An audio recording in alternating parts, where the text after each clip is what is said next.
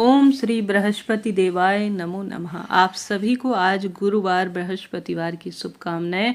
आज आप सभी सुंदर बृहस्पतिवार व्रत कथा वीडियो में श्रवण करेंगे। आरंभ करते हैं। मेरे साथ आप सभी भी बोलिए श्री कृष्ण गोविंद हरे मुरारी, हे नाथ नारायण वासुदेवाय। जय श्री कृष्णा, राधे राधे। आरंभ करते हैं। कथा के अनुसार भारतवर्ष में एक प्रतापी और दानी राजा राज्य करते थे। वह नित्य गरीबों और ब्राह्मणों की सहायता किया करते थे। उनकी यह बात उनकी रानी को अच्छी नहीं लगती थी। वह तो न तो गरीबों को दान देती थी और न ही भगवान का पूजन किया करती थी और न ही राजा को दान देने दिया करती थी और सदैव ही दान देने से मना किया करती थी। एक दिन राजा शिकार खेलने वन को गए हुए थे तो रानी महल में अकेली थी। उस समय बृहस्पति देव साधु के वेश में राजा के महल में भिक्षा के लिए गए और भिक्षा मांगी तो रानी ने मना कर दिया और कहा कि हे साधु महाराज, मैं तो दान पुण्य से तंग आ गई हूँ। मेरा पति सारा धन लुटाते रहते हैं।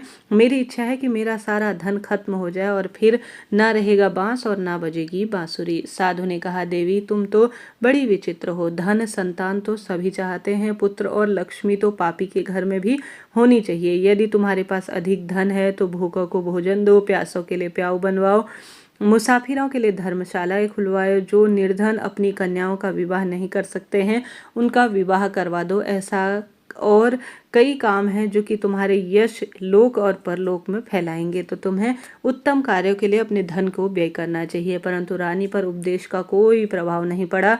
वह बोली, महाराज आप मुझे कुछ न समझाएं, मैं ऐसा धन नहीं चाहती जो हर जगह बांटती फिरूं। फिर साधु महात्मा ने उत्तर दिया, यदि तुम्हारी यही इच्छा है तो तथास्तु। तुम ऐसा करना कि बृहस्पतिवार को पीली जो है मिट्टी से घर को लीपना, अपना सर भी साबुन से धोना, भट्टी चढ़ाकर कपड़े धोना। ऐसा करने से एक दिन तुम्हारा सारा धन नष्ट हो जाएगा। पीला भोजन कभी मत करना और साथ ही पीले कपड़ों का भोग भी अर्थात भोजन में किसी भी स्वरूप में मत करना। दान पुण्य किसी भी स्वरूप में आपको बृहस्पतिवार के दिन नहीं करना है।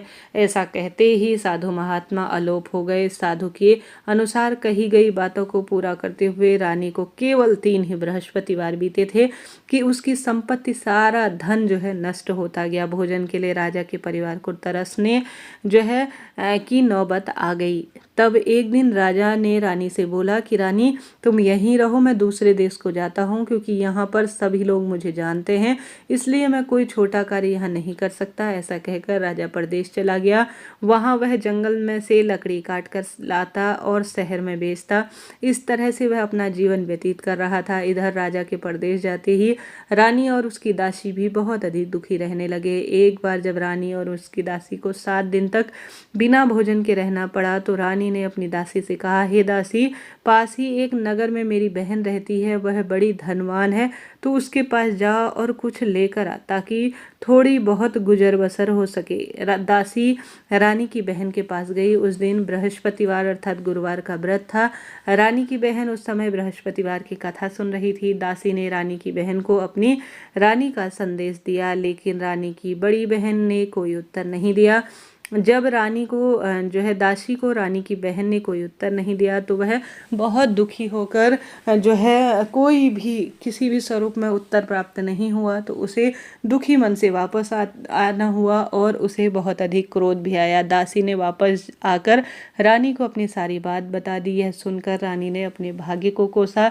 उधर रानी की बहन ने सोचा कि मेरी बहन की दासी आई थी परंतु मैं उससे कुछ भी नहीं बोल सकी, इससे वह बहुत दुखी हुई। कथा सुनकर पूजा को पूर्ण करके वह अपनी बहन के घर आई और कहने लगी कि हे बहन, मैं बृहस्पतिवार का व्रत कर रही थी, तुम्हारी दासी मेरे घर आई, परंतु जब तक कथा होती है तब तक न तो उठते हैं और न ही बोलते हैं, इसलिए मैं कुछ भी नहीं बोल सकी। कहो तुम्हारी दासी क्यों आई थी? रानी बोली, बहन तुमसे क्या छुपाऊं, हमारे घर में आज खाने को एक अन्न का दाना नहीं है। ऐसा कहते कहते रानी फपक पड़ी अर्थात उसकी आंखें भर आई और वह रोने लगी। उसने दासी समेत पिछले 7 दिनों से भूखे रहने तक की बात अपनी बहन को विस्तार से बता दी। रानी की बहन बोली, देखो भगवान बृहस्पति सबकी मनोकामना पूर्ण करते हैं। आज बृहस्पतिवार का दिन है, तुम्हारे घर में भी शायद अनाज रखा होगा। बृहस्पतिवार की कृपा, देव की कृपा रही तो तेरे जीवन में कोई जो है धन धान्य की कमी नहीं रहेगी, ऐसा मुझे विश्वास है। पहले तो रानी को इस पर विश्वास नहीं हुआ, परंतु अपनी बहन के आग्रह करने पर उसने अपनी दासी को अंदर भेजा तो सचमुच देवगुरु बृहस्पतिवार की कृपा से आज अनाज का भरा हुआ एक घड़ा मिला। रानी और दासी यह देखकर बड़ी हैरान हुई। दासी रानी से कहने लगी, हे रानी, जब हमको भोजन नहीं मिलता था तो भी तो हम भूखा रहा करते थे, तो क्यों ना हम व्रत कर लेते हैं। व्रत करेंगे, कथा विधि इससे पूछेंगे बहन से और उसी अनुसार कार्य करेंगे तो क्या पता हमारे कष्ट मिट जाए। तब रानी ने अपनी बहन से बृहस्पतिवार व्रत के बारे में पूछा। उसकी बहन ने बताया, बृहस्पतिवार के दिन चने की दाल और मुनक्का से श्री विष्णु भगवान का पूजन केले पेड़ में करना और दीपक जलाना, व्रत कथा सुनना, पीले भोजन ही करना, इससे बृहस्पति देव प्रसन्न होते हैं। व्रत और पूजन विधि बताकर रानी अपनी बहन के घर लौट आई। 7 दिन बाद जब गुरुवार आया तो रानी और दासी ने व्रत रखा। घुड़साल में जाकर चना और गुड़ लेकर आई। फिर उसने केले की जड़ में तथा भगवान विष्णु का विधि विधान से पूजन किया। अब पीला भोजन कहाँ से आए, इस बात को लेकर वह दोनों बहुत ही दुखी थी। चूँकि उनका व्रत उन्होंने रखा हुआ था, इसलिए बृहस्पति देव उनसे प्रसन्न थे। उन्होंने एक साधारण व्यक्ति का रूप धारण कर 2 थालियों में सुंदर पीला भोजन दासी को दे दिया। भोजन पाकर दासी प्रसन्न हुई और फिर रानी के साथ मिलकर भोजन ग्रहण किया। उसके बाद वह सभी गुरुवार का व्रत और पूजन करने लगी। बृहस्पति देव भगवान की कृपा से उसके बाद फिर से धन धान्य संपत्ति वापस आ गई, परंतु रानी फिर से आलस्य जो है करने लगी। तब दासी बोले, देखो रानी, तुम पहले भी इस तरह आलस्य किया करती थी, जिससे धन रखने में तुम्हें कष्ट होता था। इस कारण सभी धन तुम्हारा नष्ट हो गया और अब भगवान बृहस्पति की कृपा से धन मिला है तो तुम्हें फिर से आलस आ रहा है।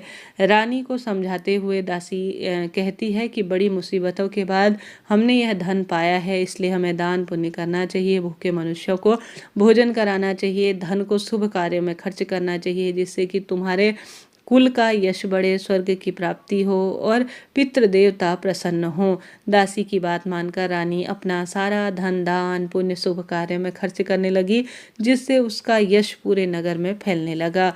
बृहस्पति जो है बार के दिन आप सभी जानते होंगे दान पुण्य का बड़ा महत्व है। अब यही चीज़ें सोचते समझते हुए एक दिन राजा दुखी होकर जंगल में एक पेड़ के नीचे आसन जमा कर बैठ गया। वह अपनी दशा को देखकर बहुत अधिक व्याकुल होने लगा। बृहस्पतिवार का दिन आया। एकजुट उसने देखा कि निर्जन वन में एक साधु प्रकट हुए हैं। वह साधु वेश में स्वयं बृहस्पति देवता थे। लकड़हारे के सामने आकर बोले, हे लकड़हारे, इस सुनसान जंगल में तो चिंता में क्यों बैठा हुआ है। लकड़हारे ने दोनों हाथ को जोड़कर प्रणाम किया और उत्तर दिया, महाराज जी, आप सब कुछ जानते हैं, मैं क्या कहूँ। यह कहकर वह रोने लगा और साधु को अपनी सारी बात बताई। महात्मा जी ने कहा, तुम्हारी स्त्री ने बृहस्पतिवार के दिन बृहस्पति भगवान का निरादर किया था, इस कारण से रुष्ट होकर उन्होंने तुम्हारी यह दशा कर दी। अब तुम चिंता ना करो, मेरे कहने पर तुम चलो और जो है तुम्हारे कष्ट उसी क्षण दूर हो जाएंगे और भगवान पहले से भी अधिक तुम्हें संपत्ति देंगे। तुम बृहस्पतिवार के दिन कथा किया करो, 2 पैसे के चने मुनक्का लाकर उसका प्रसाद बनाओ और शुद्ध जल के लोटे में शक्कर मिलाकर अमृत तैयार करो। कथा के पश्चात सारे परिवार और सुनने वाले सभी प्रेमियों में अमृत वह प्रसाद बांटकर आप भी ग्रहण करो। ऐसा करने से भगवान प्रसन्न होंगे और तुम्हारी सभी मनोकामना पूर्ण करेंगे। साधु के ऐसे वचन सुनकर लकड़हारा बोला, हे प्रभु, मुझे लकड़ी बेचकर इतना पैसा नहीं मिलता जिससे कि मैं भोजन के उपरांत कुछ बचा सकूं। मैंने रात्रि में अपनी स्त्री को व्याकुल देखा है, मेरे पास कुछ भी नहीं है जिससे कि मैं उसकी खबर मंगवा सकूं। साधु ने कहा, हे लकड़हारे, तुम किसी बात की चिंता मत करो। बृहस्पतिवार के तुम रोजाना की तरह लकड़ियां लेकर शहर जाओ, तुमको रोज से उसका दुगना धन मिलेगा, जिससे तुम भली भांति भोजन कर लोगे तथा बृहस्पति देव का पूजन का सामान भी ले आओगे। इतना कहकर साधु अंतर ध्यान हो गए। धीरे धीरे समय व्यतीत होने लगा। फिर वह बृहस्पतिवार का वापस दिन आया। लकड़हारा ने जंगल से लकड़ी काट कर किसी शहर में वह बेचने लगा। उसे उस दिन और दिनों से ज्यादा अधिक पैसा मिला। राजा ने चना गुड़ आदि लाकर गुरुवार का व्रत रखा। उस दिन से उसके सभी कलेश दूर हुए। परंतु जब दोबारा गुरुवार का व्रत आता है तो वह गुरुवार का व्रत करना भूल जाता है। इस कारण से बृहस्पति देव उससे नाराज हो जाते हैं। उस दिन वह नगर के राजा के यहाँ विशाल यज्ञ का आयोजन था और शहर में यह घोषणा करा दी गई कि कोई भी मनुष्य अपने घर में भोजन न बनाए, न ही आग जलाए, समस्त जनता मेरे यहाँ ही भोजन करने आए। इस आज्ञा को जो नहीं मानेगा उसे फांसी की सजा दी जाएगी। इस तरह की घोषणा संपूर्ण नगर में करवा दी गई। राजा की आज्ञा अनुसार शहर के सभी लोग भोजन करने आए, लेकिन लकड़हारा कुछ देर से पहुंचा, इसलिए राजा उसको अपने साथ अपने घर ले गए और उसे भोजन करा दिया। परंतु रानी की जो है दृष्टि उस खूंटी पर पड़ी जिस पर जो हार था वह लटका हुआ था, वह वहां नहीं दिखाई दे रहा था। रानी ने निश्चय किया कि मेरा हार इसी मनुष्य ने चुराया है। उसी समय सिपाहियों को बुलाकर उसने कारागार में डलवा दिया। जब लकड़हारा कारागार में पड़ गया और दुखी होकर विचार करने लगा कि न जाने कौन से जन्म के मुझसे बुरे कार्य हुए हैं जिस कारण से मेरी आज यह गति हुई है, ऐसा वह सोचने ही लगा और दुखी मन से रोने लगा। तो उसी समय साधु जो उसे मिले थे उनकी उसे याद आने लगी। तो उसी समय तत्काल ही देवगुरु बृहस्पति साधु के रूप में उसके समक्ष प्रकट हुए और उसकी दशा को देखकर कहने लगे, अरे मूर्ख, तूने देवगुरु बृहस्पति की कथा नहीं करी, जिस कारण से तुझे दुख प्राप्त हो रहा है। अब तू चिंता मत कर, बृहस्पतिवार के दिन कारागार के दरवाजे पर 4 पैसे पड़े मिलेंगे, उससे तुम देवगुरु बृहस्पति की पूजा करना, तेरे सभी कष्ट इससे दूर हो जाएंगे। बृहस्पतिवार के दिन उसे 4 पैसे मिले। लकड़हारे ने कथा कही। उस रात्रि को देवगुरु बृहस्पति ने नगर के राजा को स्वप्न में दर्शन देकर कहा कि हे राजा, तुमने जिस आदमी को कारागार में बंद किया है वह निर्दोष है, वह राजा है, उसे छोड़ दो। रानी का हार उसी खूंटी पर लटका हुआ है, अगर तू ऐसा नहीं करेगा तो तेरा राज्य पूरा नष्ट हो जाएगा। इस तरह रात्रि के स्वप्न को देखकर राजा प्रातःकाल उठा और खूंटी पर हार देखकर लकड़हारे को बुलाया, क्षमा मांगी और लकड़हारे को सुंदर वस्त्र आभूषण विदा कर दिए। देवगुरु बृहस्पति की कृपा अनुसार लकड़हारा अपने नगर की ओर चल दिया। राजा जब अपने नगर की ओर पहुंचा तो उसने देखा कि उसे बड़ा आश्चर्य हुआ। नगर में पहले से अधिक बाग, तालाब, कुएं और बहुत सारी धर्मशालाएं बन गई हैं। राजा ने पूछा, यह बाग धर्मशाला किसकी है? तब रानी सब कहने लगे कि यह सब रानी और उनकी दासी के हैं। तो राजा को आश्चर्य हुआ और गुस्सा भी आया। जब रानी ने यह खबर सुनी कि राजा आ रहे हैं तो उसने बांदी से कहा, हे दासी, देख जो है राजा इतनी बुरी हाल में हमें छोड़ गए थे, हमारी ऐसी हालत देखकर वह कहीं लौट ना जाए, इसलिए तू दरवाजे पर खड़ी हो जा। आज्ञा अनुसार दासी दरवाजे पर खड़ी हो गई। राजा साथ आए तो उन्हें लेकर आई। अब राजा ने क्रोध करके अपनी रानी से पूछा, यह धन तुझे कैसे प्राप्त हुआ? तब उसने कहा, हमें यह सब देवगुरु बृहस्पति के व्रत के प्रभाव से प्राप्त हुआ है। राजा ने निश्चय किया कि 7 रोज बाद सभी देवगुरु बृहस्पति का पूजन करेंगे, परंतु मैं प्रतिदिन दिन में 3 बार कहानी और रोज व्रत किया करूंगा। अब हर समय राजा के दुपट्टे में चने की दाल बंधी रहती थी तथा दिन में वह 3 बार कहानी सुनता। एक रोज राजा ने विचार किया कि चलो अपनी बहन के यहाँ चला जाए। इस तरह निश्चय कर राजा घोड़े में सवार होकर अपनी बहन का यहाँ चला गया। मार्ग में उसने देखा कि कुछ आदमी एक मुर्दे को ले जा रहे हैं। उन्हें रोककर राजा ने कहा, अरे भाइयों, मेरी बृहस्पतिवार की कथा सुन लो। इस पर जो है सभी कहने लगे, हमारा तो यहाँ आदमी मरा हुआ है, इसे अपनी कथा की पड़ी है।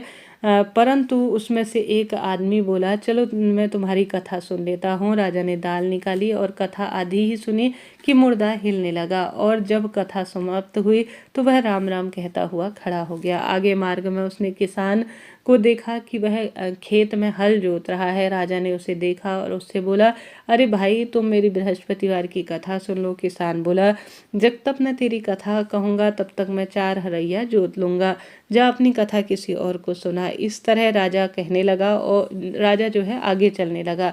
राजा के हटते ही बैल पछाड़ खाकर गिर गए और किसान के पेट में जोरदार दर्द होने लगा। उस समय उसकी माँ रोटी लेकर आई। उसने जब देखा तो उसके पुत्र का यह हाल कैसे हुआ तो वह पूछने लगी कि बेटा यह कैसे हुआ। तो उसने जो है अपने सारी बात बताई। तो वह बुढ़िया दौड़ी दौड़ी उस घुड़सवार के पास आई और बोली, मैं तेरी कथा सुनूंगी, तो अपनी कथा मेरे खेत पर चलकर कहना। राजा ने बुढ़िया के खेत पर जाकर अपनी कथा कही, जिससे सुनते ही उसके बैल खड़े हो गए तथा किसान के पेट में दर्द भी बंद हो गया। राजा अपनी बहन के घर पहुंचा। बहन ने भाई की खूब मेहमान नवाजी की। दूसरे दिन प्रातःकाल राजा जगा तो देखने लगा कि सब लोग भोजन कर रहे हैं। राजा ने अपनी बहन से कहा, ऐसा कोई मनुष्य है जिसने भोजन नहीं किया है? मेरी बृहस्पतिवार कथा सुन ले।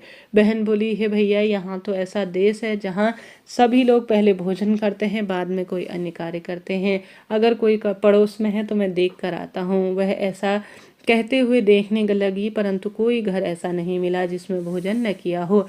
परंतु एक कुम्हार के घर गई जिसका लड़का बीमार था। उसे मालूम हुआ कि वहाँ 3 रोज से कोई भोजन नहीं बना है, नहीं किया गया है। रानी ने अपने भाई की कथा सुनकर उससे कहा कि कुम्हार के यहाँ चलो, वहाँ पर कथा सुना दो। राजा ने वहाँ जाकर बृहस्पतिवार की कथा कही, जिसको सुनकर उसका लड़का ठीक हो गया। अब तो राजा की प्रसन्नता खूब होने लगी।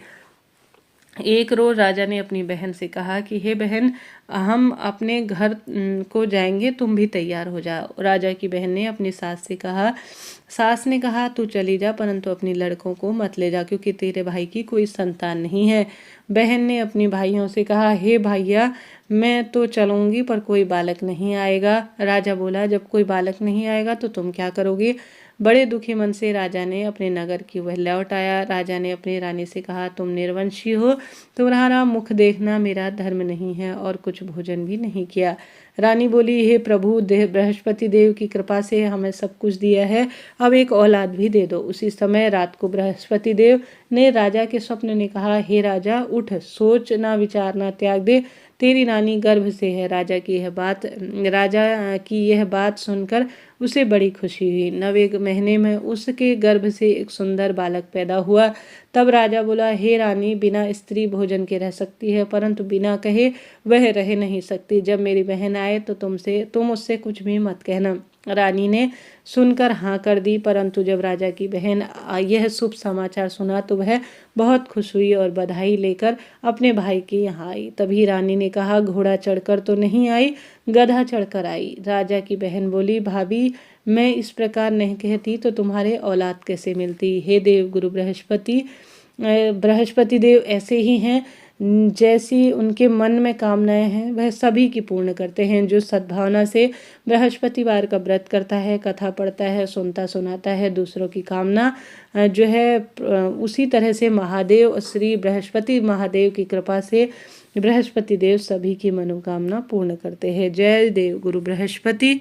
भगवान बृहस्पति देव उसकी सदैव रक्षा करते हैं। संसार में जो मनुष्य सद्भावना से भगवान जी का पूजन व्रत सच्चे हृदय से करते हैं तो उनकी सभी मनोकामनाएं अवश्य पूर्ण होती हैं। जैसे सच्ची भावना से राजा और रानी ने उसकी कथा का गुणगान किया तो उसकी सभी इच्छाएं बृहस्पति देव ने पूर्ण की थी। इसलिए पूर्ण कथा सुनने के बाद प्रसाद अवश्य लेना चाहिए, हृदय से उनका मनन करना चाहिए और जयकारे जरूर से बोलने चाहिए। बोलो बृहस्पति देव महाराज की जय, भगवान विष्णु की जय। यह सुंदर कथा है। इसके साथ ही एक दूसरी कथा का भी वर्णन मिलता है। आप सभी भक्तजनों के लिए यह वीडियो उचित उपयोगी रहती हैं तो लाइक करें, शेयर करें, सब्सक्राइब करें, कमेंट्स में प्रभु का नाम मंत्रोच्चारण जरूर से करें। हर हर शंभु, नमामि शंभु। जय श्री नारायण।